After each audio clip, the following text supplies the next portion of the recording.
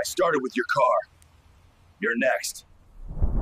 The sound of my wife's laughter cut through the thin motel wall like a blade through paper. Not the gentle laugh I'd fallen in love with 8 years ago, but something raw and breathless that made my stomach clench. I pressed my ear against the cheap wood paneling, my wedding ring catching the neon light from the vacancy sign outside. "God, you're incredible," came her voice, muffled but unmistakable. "My husband could never make me feel like this." My hand froze on the door handle. The key card I'd gotten from the desk clerk felt like it weighed 1,000 pounds in my pocket. Everything I thought I knew about my life was about to shatter, and I wasn't ready for the explosion. But I also wasn't ready to walk away. I stepped back from room 237 and pulled out my phone. The smart thing would be to burst in right now, catch them in the act, let rage take over like any normal husband would do. Instead, I opened my camera app and took a picture of the door number, the timestamp reading 3:47 p.m. on a Tuesday afternoon when Jessica had told me she was working late at the boutique. The methodical part of my brain, the part that had made me good at my job as a building inspector for the past 12 years, kicked into gear.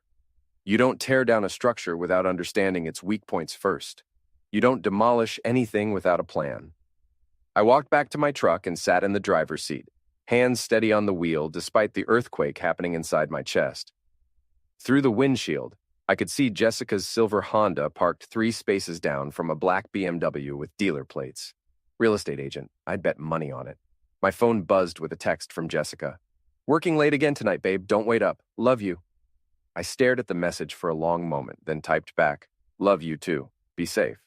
The first lie I'd ever told my wife, but it wouldn't be the last. 6 months earlier. I should have seen it coming. The signs were all there, written in a language I'd been too trusting to read. Jessica had always been beautiful, the kind of woman who turned heads when she walked into a room. But lately she'd been different. More attention to her appearance, new clothes that seemed too expensive for a boutique clerk's salary, and a sudden interest in working out that had nothing to do with health. "I'm thinking about getting into real estate," she'd mentioned one morning over coffee, not looking up from her phone. "There's good money in it, and I'm tired of folding clothes all day." "That's great," I'd said, meaning it. "You'd be good at sales." She'd smiled then, the kind of smile that used to make my day, but somehow felt different. Practiced. "Thanks, baby. I knew you'd support me." The real estate thing explained the new contacts in her phone, the late-night networking events, and the sudden influx of business cards scattered around her purse. What it didn't explain was why she'd started washing her hair every single day when she used to go 3 days between washes, or why she'd bought expensive lingerie that I'd never seen her wear. The truth hit me like a sledgehammer 3 weeks ago when her friend Michelle called the house looking for her. "Hey, Danny," Michelle had said, her voice carrying that tone women use when they're about to drop a bomb. "Is Jess around?" I tried her cell, but it went straight to voicemail. "She's at work," I'd replied, glancing at the clock. 7 p.m. on a Thursday. "Work? But the boutique closes at 6 on weekdays. I drove by there an hour ago, and the lights were off." The silence stretched between us like a chasm. Michelle cleared her throat uncomfortably. "Oh," she'd said. "Oh, I see. Well, just tell her I called, okay?" But she hadn't hung up. Instead, I heard her take a deep breath like she was making a decision. "Danny, we need to talk, not over the phone. Can you meet me tomorrow for coffee?" That's how I'd ended up at Starbucks the next morning, listening to Michelle's careful words about Jessica's new friends in real estate and the mysterious phone calls she'd been making during their girls' nights out. "I don't want to cause trouble," Michelle had said, stirring her latte nervously. "But she's my friend, and so are you. And friends don't let friends get played like fools." She'd slid a folded piece of paper across the table. On it was an address and a time. Sunset Motel, room 237, Tuesdays and Thursdays, 3:30 p.m. "I followed her last Tuesday," Michelle had admitted, not meeting my eyes. "I'm sorry, Danny." "I'm so sorry." Back to the present. Now, I sat in my truck outside that same motel, the paper with Michelle's handwriting crumpled in my glove compartment, watching the BMW's owner emerge from room 237. He was everything I wasn't: tall, broad-shouldered, wearing a suit that probably cost more than I made in a month. His hair was perfectly styled, his teeth were blindingly white, and he walked with the kind of confidence that came from never having to wonder if you were good enough. He checked his phone, smoothed down his tie, and climbed into the BMW like he owned the world. The license plate read, "Sold One," in custom letters. Cute. Jessica came out 5 minutes later, her hair disheveled despite her attempts to smooth it down. She looked around the parking lot nervously before hurrying to her Honda, checking her reflection in the side mirror and reapplying lipstick with shaking hands. I waited until both cars had left before starting my engine. My phone buzzed with another text from Jessica. Going to grab dinner with Michelle, home by 9. Another lie. Michelle was out of town visiting her sister in Phoenix. I knew because she'd told me yesterday when she'd called to check if I was okay. The drive home took 15 minutes. 15 minutes to decide how I was going to handle this. The old Danny would have confronted Jessica the moment she walked through the door, probably would have yelled and thrown things and made a scene that accomplished nothing except giving her ammunition to use against me later. But the old Danny was dying in that motel parking lot, replaced by someone harder. Someone who understood that revenge wasn't a dish best served hot. It was best served calculated, precise, and devastating. I pulled into our driveway and sat for a moment, looking at the house we'd bought together 3 years ago. It was a nice house in a good neighborhood, the kind of place where people minded their own business, except for Mrs. Patterson next door, who noticed everything and remembered it all. Inside, I opened my laptop and started a new document. At the top, I typed, Foundation Report, Marriage of Daniel and Jessica Thompson. Then I began to document everything I could remember about the past few months. Every lie, every excuse, every time she'd come home smelling different or acting strange. When Jessica finally came home at 9:15, I was sitting on the couch watching television like nothing had changed. How was dinner with Michelle? I asked, not looking away from the screen. Oh, you know how she is, Jessica said, dropping her purse by the door. Can't stop talking about her job. I'm exhausted. She kissed my cheek, and I caught a whiff of cologne that definitely wasn't mine. Expensive stuff. The kind of cologne a successful real estate agent might wear. I'm going to take a shower, she said. Long day. I nodded and went back to watching TV, but my mind was already working on the problem like I was inspecting a building for structural damage. You start with the foundation and work your way up, checking every joint, every connection, every place where stress might cause a failure. Jessica's affair was built on lies, secrets, and the assumption that I was too trusting or too stupid to figure it out. Those were weak points. All I had to do was apply pressure in the right places and watch the whole thing collapse. The shower ran for 20 minutes. When Jessica came out, her phone was buzzing on the nightstand. Probably Michelle, she said, grabbing it quickly. She always thinks of things to tell me after we hang out. But I'd seen the name on the screen before she could hide it. Brad K. Brad. So that was the BMW driver's name. Jessica stepped into the bathroom to check her skincare routine, and I heard her whispering into the phone. The words were muffled, but the tone was intimate, affectionate, the tone she used to use with me. When she came back to bed, I pretended to be asleep. She settled in beside me, but I could feel her restlessness, the way she kept checking her phone under the covers. Around midnight, she finally drifted off, and I lay awake, staring at the ceiling, planning my next move.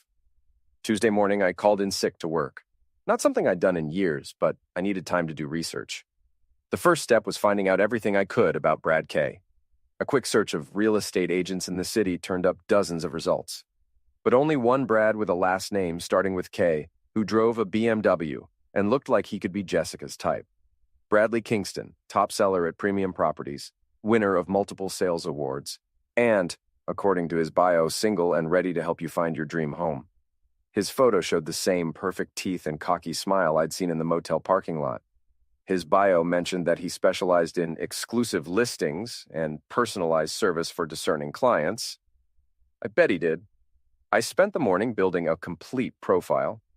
Bradley Kingston, 34 years old, lived in a downtown condo worth more than my house, drove the BMW and a motorcycle, and based on his social media posts, had a taste for expensive restaurants, designer clothes, and married women who were looking for excitement.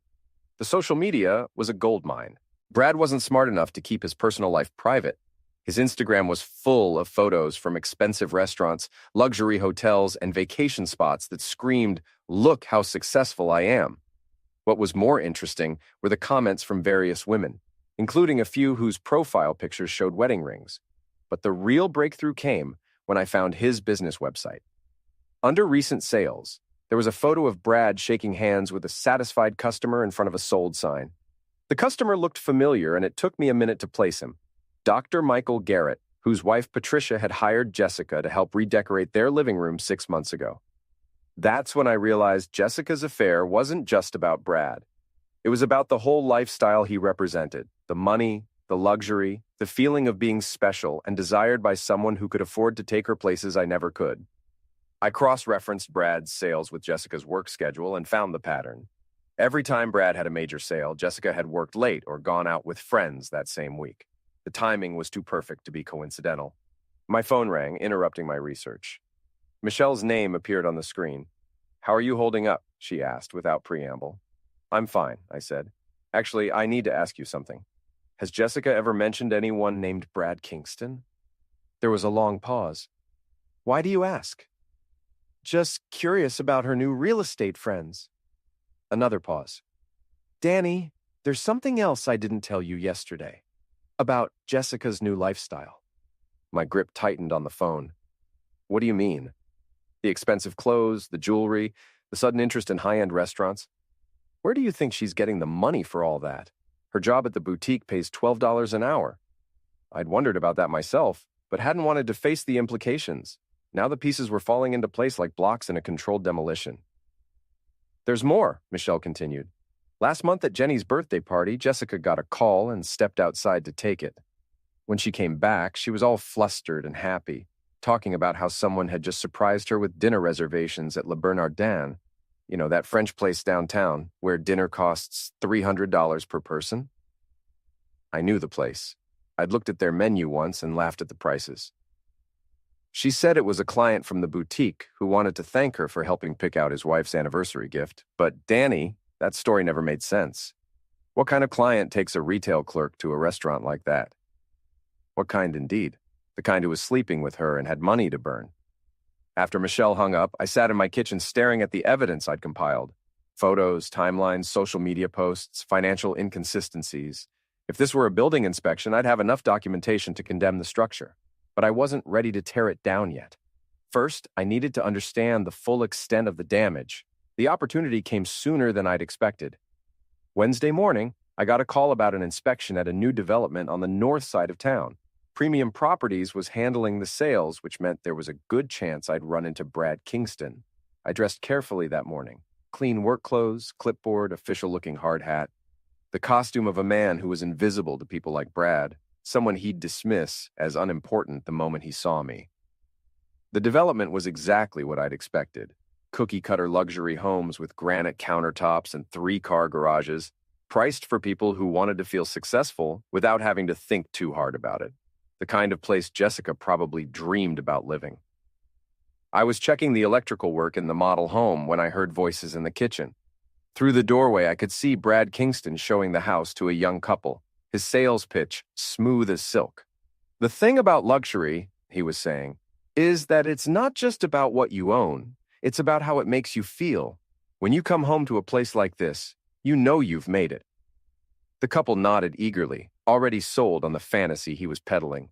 Brad caught sight of me through the doorway and gave a dismissive nod before turning his attention back to his clients. "Don't mind the inspector," he said with a chuckle. "Just part of the process. Nothing to worry about." Nothing to worry about. If only he knew.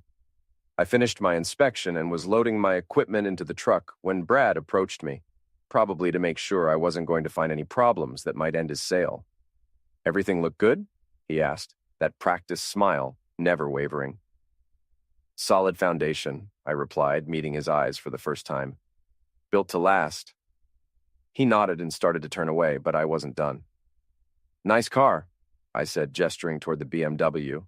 "Sold, one clever plate." His chest puffed up with pride. "Thanks, bought it after my record-breaking quarter last year. Sometimes you've got to reward yourself for hard work, you know." "I imagine the ladies love it," I said casually. His grin widened. "Can't complain. Success is attractive. Your girlfriend must be impressed." "No girlfriend," he said, and I caught something predatory in his expression. "I prefer to keep my options open. More fun that way." I nodded like we were just two guys talking, but inside I was cataloging every word, every expression, every tell. This man had no conscience, no sense of boundaries. To him, Jessica wasn't a person with feelings and a marriage worth respecting. She was just another conquest, another validation of his success. Well, I said, closing the tailgate of my truck, I better get back to work. Got a lot of foundations to check.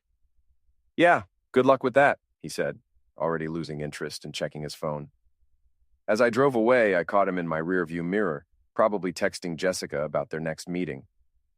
The casual cruelty of it, discussing their affair within 50 feet of her husband, made something cold and hard settle in my chest. Brad Kingston thought he was untouchable because he'd never faced real consequences for his actions. He was about to learn that every foundation, no matter how solid it seems, has a breaking point. That evening, Jessica came home from work with a new purse. Designer leather, probably worth more than I made in a week. Where'd that come from? I asked, keeping my tone casual. Oh, this old thing. She laughed, but there was something forced about it. It was a return at the store. Manager let me have it for cost.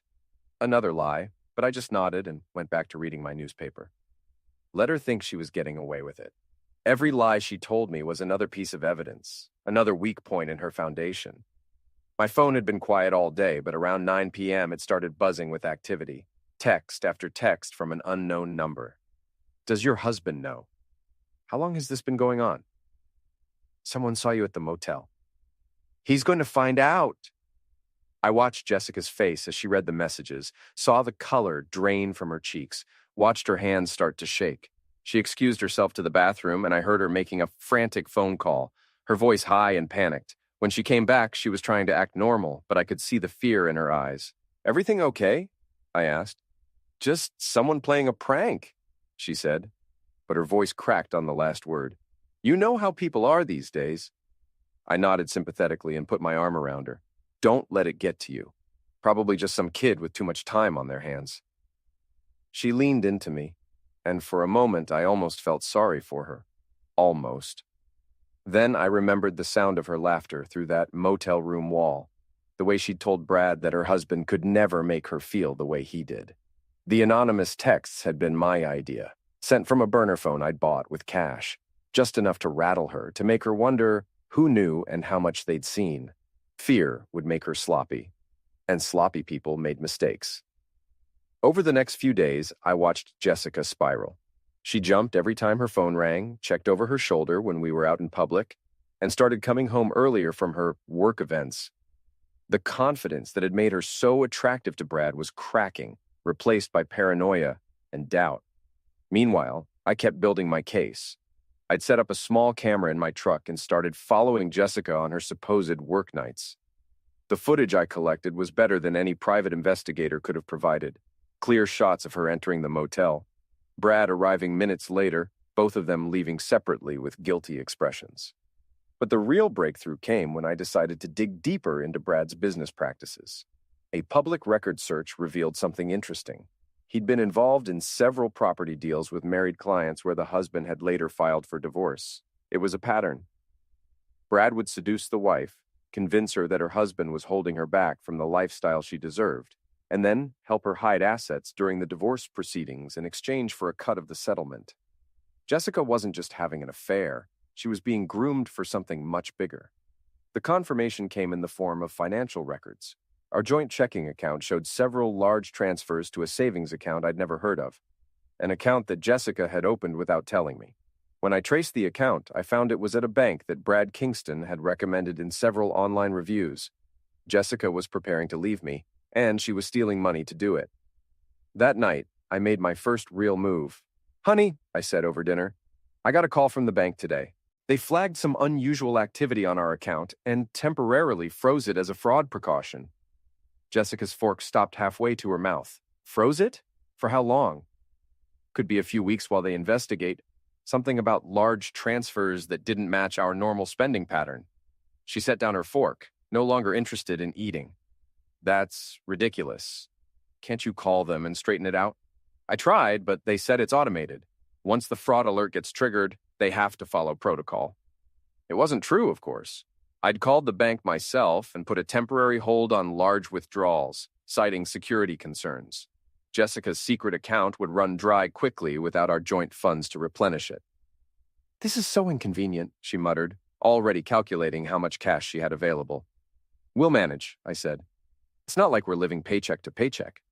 But Jessica was living paycheck to paycheck because she'd been funneling our money into her escape fund for months. Without access to our joint account, she'd have to rely on her boutique salary and whatever Brad was willing to contribute to their relationship. I gave it 3 days. On day 4, Jessica's phone rang during dinner. She glanced at the screen and her face went white. "I have to take this," she said, stepping outside onto the patio. Through the window, I could see her pacing back and forth, one hand pressed to her ear, the other gesturing frantically.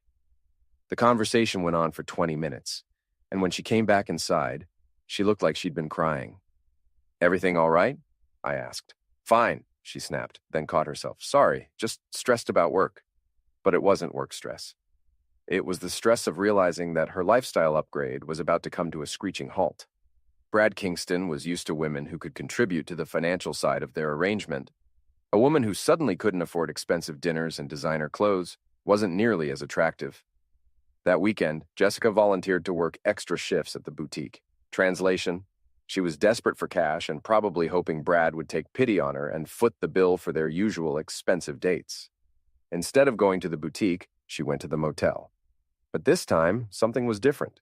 Instead of the usual 2-hour rendezvous, she was back in her car within 30 minutes, and she wasn't alone. Through my telephoto lens, I watched Brad Kingston follow her out of the motel room, his expression cold and dismissive. They stood beside her car, having what looked like an increasingly heated argument. Jessica was gesturing pleadingly, while Brad kept checking his watch and looking around the parking lot like he was embarrassed to be seen with her. Finally, he said something that made Jessica step back like she'd been slapped. Then he walked to his BMW and drove away, leaving her standing alone in the parking lot. Jessica sat in her car for almost an hour before driving home. When she came through the front door, her eyes were red and puffy, and she headed straight for the wine cabinet. "Rough day at work?" I asked. She poured herself a large glass of Merlot and drank half of it in one gulp. "You could say that." The cracks were spreading. Jessica was discovering that her lover's affection had a price tag, and she could no longer afford to pay it. But I wasn't ready for the structure to collapse yet. I needed to make sure everyone saw exactly what she'd built her new life on. The breakthrough came from an unexpected source. Michelle called me on a Tuesday morning, her voice tight with excitement and disgust. "Danny, you need to hear this. I was at coffee yesterday with some girls from book club, and you'll never guess what came up." I waited, knowing from her tone that this was going to be big. Patricia Garrett was there, Dr. Garrett's wife, the one Jessica helped redecorate, I remembered. The connection to Brad's real estate sales. Well, Patricia was complaining about marriage problems, how her husband has been acting strange lately, working late, being secretive with his phone, and then she mentioned something that sent a chill down my spine. Michelle paused for dramatic effect. She said she found a receipt in his car for dinner at Le Bernardin, for 2 people, on a night when she was out of town visiting her mother. The same restaurant where Jessica had supposedly been taken by a grateful boutique customer. The timing clicked into place with the precision of a well-oiled machine. "There's more," Michelle continued. "Patricia hired a private investigator, and guess who her husband has been seen with? Let me guess. Your wife, multiple times at different hotels around the city. Danny, she's not just cheating with Brad Kingston, she's got a whole other thing going with Dr. Garrett?" I sat down heavily in my kitchen chair, the phone pressed to my ear, trying to process this information. Jessica wasn't just having an affair, she was running a full-scale operation, juggling multiple wealthy men like she was collecting trading cards. "How long has Michelle known?" I asked. "Patricia, she just found out. The PI only gave her the report yesterday. She's devastated, talking about divorce, the whole thing." This changed everything. Jessica's foundation wasn't just cracked, it was built on quicksand. She was playing a dangerous game with people who had resources and connections, and she was about to find out what happened when you crossed the wrong person. Dr. Michael Garrett wasn't some cocky real estate agent with more ego than brains. He was a successful surgeon with a reputation to protect, and a wife who had her own money and social connections. If Patricia Garrett decided to make Jessica's life difficult, she had the power to do it. I thanked Michelle and hung up, my mind racing with possibilities. Jessica had gotten greedy, probably figured that 1 wealthy lover was good, but 2 was better. She'd underestimated how small the wealthy social circle really was, how quickly word would spread once the wives started comparing notes. The question was, did Brad Kingston know about Dr. Garrett? And if not, how would he react when he found out he was sharing his conquest? I decided to find out. That afternoon, I drove to Premium Properties. The office was exactly what I'd expected. All glass and chrome, with motivational posters about success and achievement covering the walls. Brad Kingston's desk was positioned prominently near the window, where everyone could see his sales awards and expensive suits. He looked up when I walked in, and I could see him trying to place my face. "Danny Thompson," I said, extending my hand. "We met at the Riverside Development inspection." "Right, the building inspector." He shook my hand with the kind of grip that was trying to prove something. "What can I do for you?" "Actually, I'm here about my wife, Jessica Thompson. She's been talking about getting into real estate, and your name came up as someone who might be able to give her some guidance." I watched his face carefully, looking for any tell, any sign of recognition or guilt. There was a flicker of something, surprise, panic, but he covered it quickly. "Jessica Thompson," he repeated slowly. "The name doesn't ring a bell, but I meet a lot of people. What kind of guidance is she looking for?" "Oh, you know Jessica," I said casually. "Blonde, works at the boutique downtown, drives a silver Honda. She mentioned meeting you through some mutual friends in the real estate crowd, said you'd been very helpful showing her the ropes." Now I had his attention. His salesman's smile flickered, and I could see him calculating how much I might know and how much danger he might be in. "I'm not sure She particularly mentioned how generous you've been with your time," I continued, still smiling. "Taking her to nice restaurants? Helping her network with potential clients?" She was very appreciative. Brad's face had gone pale under his salon tan. "Look, I think there might be some kind of misunderstanding." "Oh, I don't think so." I leaned forward slightly, lowering my voice. "See, Jessica tells me everything, and I mean everything, including some very interesting stories about your teaching methods." He stared at me for a long moment, trying to figure out if I was a husband who'd discovered his wife's affair or something else entirely. I could see him running through possibilities, calculating risks. "What exactly do you want?" he asked finally. "Information," I said. "You see, Jessica's been taking lessons from more than one teacher. Dr. Michael Garrett, for instance. You know Dr. Garrett, right? Patricia Garrett's husband?" The recognition hit Brad like a physical blow. His mouth fell open and his hands clenched into fists on his desk. "That's impossible," he said. "Jessica wouldn't. She's not that kind of—" "She's exactly that kind," I interrupted. "And from what I hear, Mrs. Garrett is not taking the news well. In fact, she's hired some very expensive lawyers and some very thorough investigators. The kind who dig up everything about everyone involved in these kinds of situations." Brad was sweating now, his confidence completely evaporated. "What do you want from me?" "Nothing," I said, standing up. "I just thought you should know what you're dealing with. Jessica isn't the innocent boutique clerk you thought she was. She's a professional, and you're not her only client." I headed for the door, then turned back like I just remembered something. "Oh, and Brad, Mrs. Garrett has photos, lots of them. Might want to think about how that affects your business reputation." I left him sitting there, staring at his awards, and probably wondering how quickly his career could implode. The seed was planted. Now I just had to wait for it to grow. The fallout started within 24 hours. Jessica came home from work the next evening, looking like she'd been hit by a truck. Her usually perfect makeup was smudged, her hands were shaking, and she went straight for the wine without even acknowledging me. "Rough day?" I asked, settling into my recliner with the newspaper. "You could say that," she muttered, pouring herself a generous glass of Chardonnay. Her phone had been buzzing constantly since she'd walked through the door, but she kept ignoring it. Finally, when the buzzing became too insistent to ignore, she answered with a sharp, "What?" The voice on the other end was loud enough that I could hear it from across the room, though I couldn't make out the words. But Jessica's responses told the story clearly enough. "I don't know how she found out. No, I never told her anything about you. That's not my fault. You knew the risks." She ended the call and immediately poured herself another glass of wine. Before she could take a sip, the phone rang again. Different ringtone this time. "Hello," she answered, her voice smaller now, more frightened. This conversation was quieter, but I caught enough to understand what was happening. Someone was very angry. Someone with the power to make Jessica's life extremely uncomfortable. When she hung up, Jessica sank onto the couch and put her head in her hands. "Everything okay, honey?" I asked, looking up from my paper with false concern.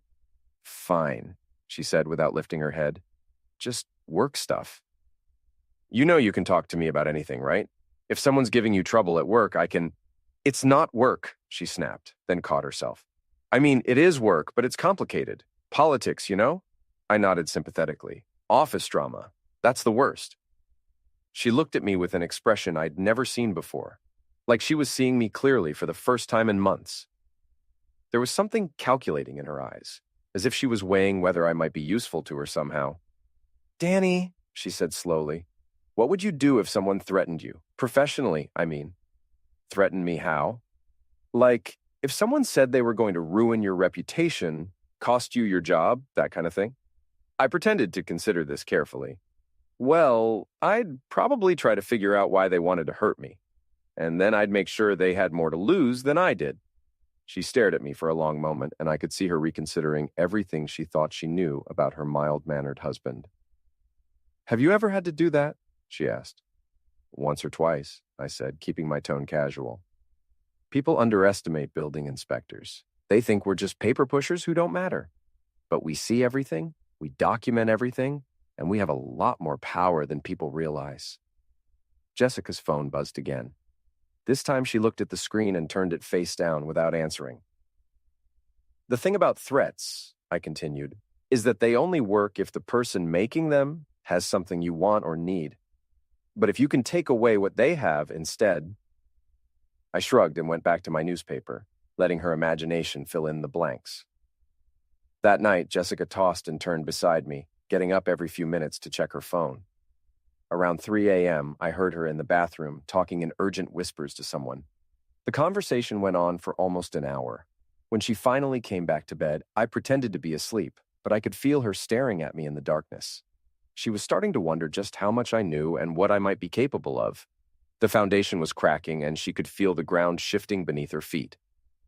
Friday afternoon, I made another visit to the motel, not to catch Jessica in the act this time, but to have a conversation with the desk clerk who'd been so helpful in providing me with room information. Tommy was his name, a college kid who worked the evening shift to pay for school. He was the type who noticed things, but minded his own business, unless someone made it worth his while to do otherwise. Hey, Mr. Thompson, he said when I walked up to the counter. How's the investigation business treating you? I'd let him assume I was a private investigator rather than correct his assumption. It made our transactions smoother. Can't complain, I said, sliding a $100 bill across the counter. I need another favor. His eyes lit up. This was more than he made in a day at his legitimate job. What kind of favor? Next Tuesday, there's going to be some drama in your parking lot, probably room 237, maybe the area around it. I need you to call in a noise complaint to the police right around 4 p.m. Tommy looked nervous. I don't want to get in trouble. I slid another 50 across the counter. You won't be in trouble. You'll be doing your civic duty, reporting a disturbance. The kind of thing a responsible employee would do. He pocketed the money quickly. What kind of disturbance are we talking about? The loud kind. Probably some arguing, maybe some pushing and shoving. Nothing too serious, but enough that you'd feel obligated to call it in. Tommy nodded. 4 p.m. on Tuesday, got it. And Tommy, make sure you mention that there might be some property damage. You know, the kind of thing that would require multiple officers to respond.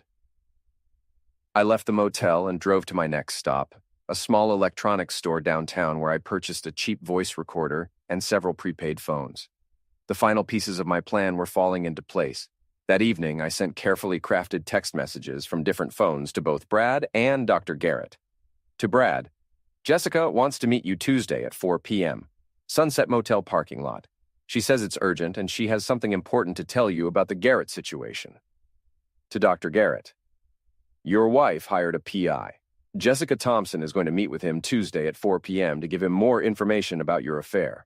Sunset Motel parking lot. Thought you should know. A friend. The beauty of the plan was its simplicity. Both men would show up expecting to confront Jessica about different things, neither knowing the other would be there. Jessica, meanwhile, thought she was meeting Brad privately to try to salvage their relationship. I'd created a perfect storm, and all I had to do was watch it tear apart everything Jessica had built. Monday morning brought unexpected news. Michelle called while Jessica was in the shower, her voice barely containing her excitement. Danny, you're not going to believe this. Patricia Garrett called me last night. She wants to meet with Jessica.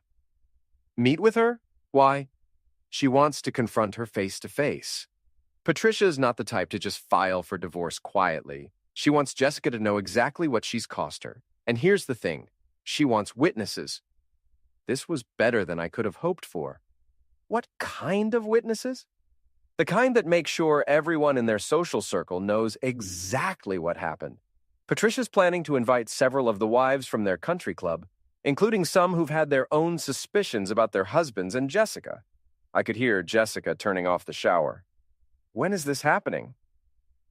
Tomorrow afternoon. Patricia's calling it a community intervention. She's rented a private room at the country club and sent formal invitations. Very official, very public. Has Jessica been invited?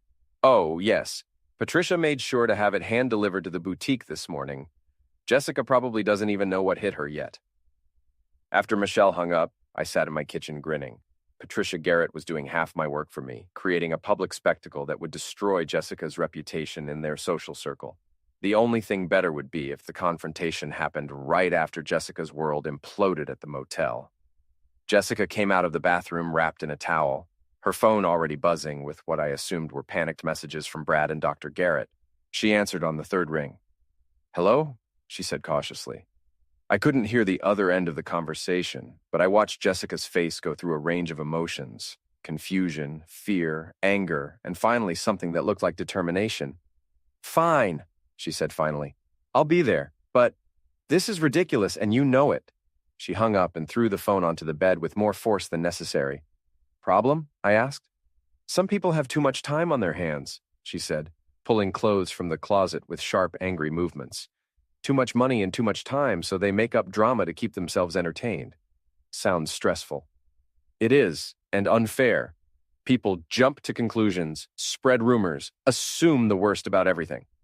I nodded sympathetically while mentally cataloging every word. Jessica was preparing her defense, practicing her victim narrative.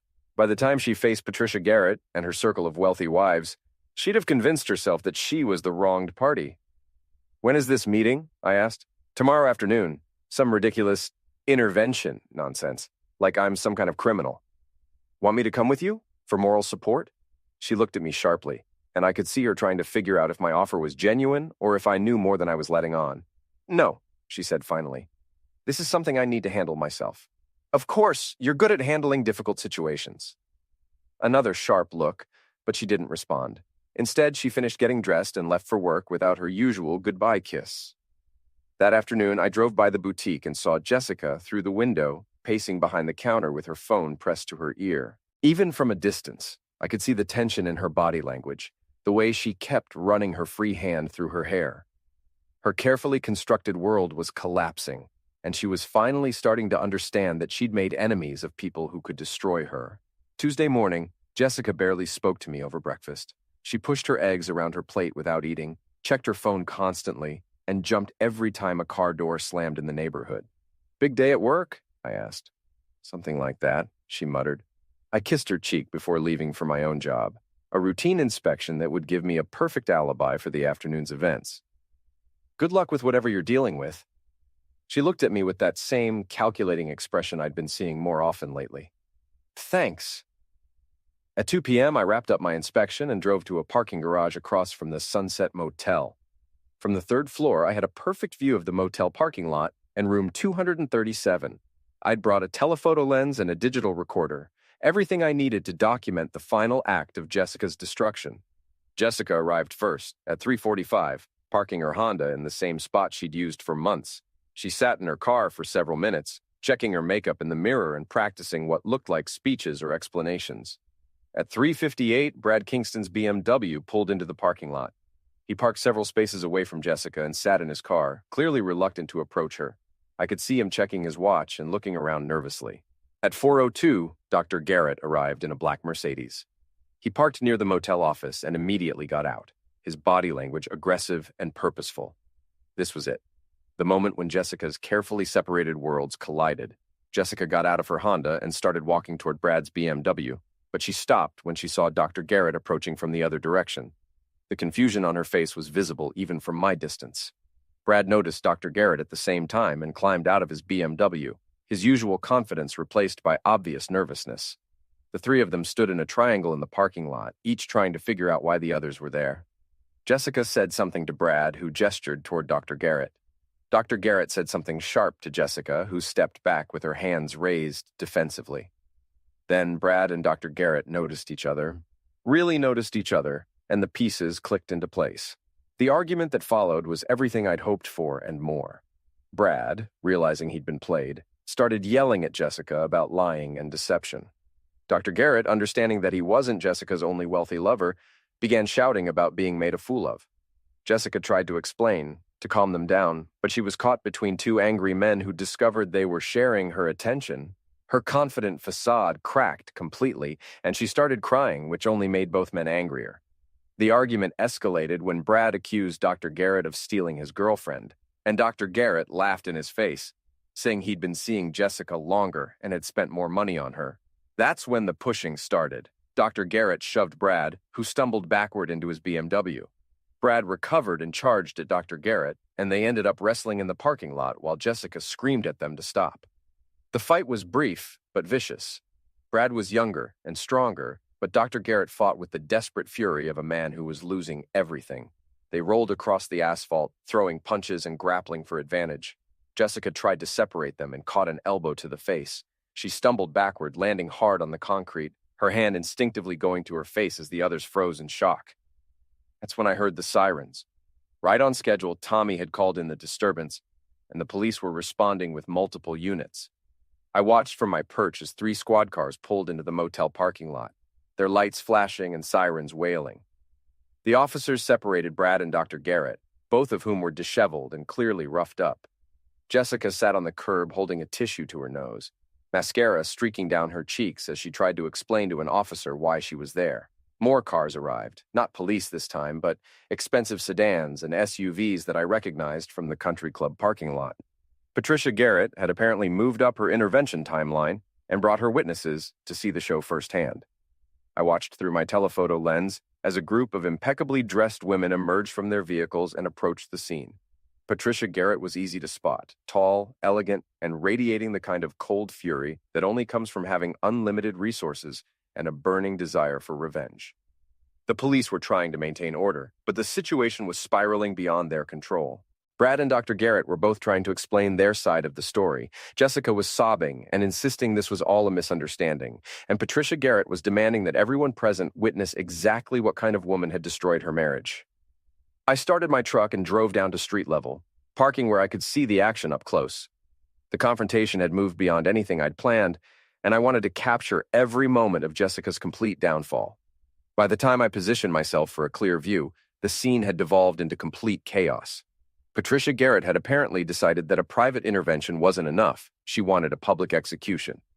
"This is the woman," she announced to anyone within hearing distance, pointing at Jessica with the kind of authority that comes from a lifetime of commanding attention. "This is the woman who destroyed my marriage, seduced my husband, and stole money that belonged to my family." Jessica tried to protest, but her voice was lost in the general commotion. The police were trying to sort out what had happened, interviewing Brad and Dr. Garrett separately while keeping them apart. "She's not the only one," Patricia continued, her voice carrying across the parking lot. "How many other marriages has she targeted? How many other families has she destroyed for designer handbags and expensive dinners?" A small crowd had gathered. Motel guests, curious passersby, and the group of country club wives who were documenting everything with their phones. Jessica's humiliation was being broadcast in real time to everyone who mattered in her social circle. "This is crazy!" Jessica shouted, finally finding her voice. "You're all crazy! I'm not responsible for your marriage problems. You're responsible for sleeping with my husband," Patricia shot back, and the bluntness from such an elegant woman sent a shock through the crowd. That's when things got really ugly. One of the other wives stepped forward, a woman I didn't recognize but who clearly had her own grievances. "My husband mentioned you," she said to Jessica, her voice shaking with anger. "Said you were helping him with some business decisions. Now I know what kind of help you were providing." "And mine," said another wife. "All those late meetings and working dinners. I should have known." Jessica looked around at the circle of angry women and realized she wasn't dealing with one scorned wife. She was facing an entire network of women who'd compared notes and figured out her game. You don't understand, Jessica said, backing toward her car. It's not what you think. It's exactly what we think, Patricia said. You're a predator. You target successful men, seduce them, and drain them for everything they're worth. Then you move on to the next victim. The police had finished separating Brad and Dr. Garrett and were now trying to disperse the crowd, but the women weren't ready to leave. They'd waited too long for this moment. What I want to know, said one of the wives, is what your husband thinks about all this. All eyes turned to Jessica, who went white as a sheet. My husband doesn't know anything about this, she said quickly. He's not involved. Not involved? Patricia laughed. Honey, your husband is the only person here who's completely innocent. The question is, how long before he finds out what kind of woman he married? That's when I decided it was time to make my entrance. I walked across the parking lot, moving through the crowd like I belonged there, until I was standing right behind Jessica. Finds out what? I asked quietly. Jessica spun around, and the look on her face was everything I'd hoped for. Pure terror, mixed with disbelief and the dawning realization that her carefully maintained secret life had just exploded in front of the one person she'd thought was safely ignorant. Danny, she whispered, what are you doing here? I got a call, I said, looking around at the scene with false confusion. Someone said my wife was in trouble. The crowd had gone silent, sensing that the real drama was just beginning. Patricia Garrett stepped closer, clearly eager to watch Jessica squirm. Mr. Thompson, she said, extending her hand. Patricia Garrett, I believe you and I need to have a conversation about your wife. I shook her hand and nodded politely. I'd appreciate that, Mrs. Garrett. I'm afraid I'm a little confused about what's going on here. Jessica was looking back and forth between us, trying to figure out how much I knew and how much Patricia was about to reveal.